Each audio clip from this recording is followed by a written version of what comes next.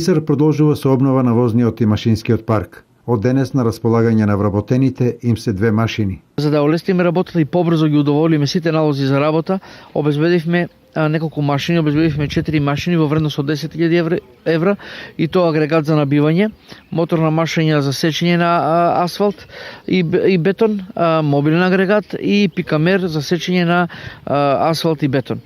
Најголемо олеснување ќе има во делот на активностите на водовод и канализација. Со оваа машина добиваме многу леснување на работа. Со прекупите преку главните патиши има многу проблеми. Не се набива кој што треба.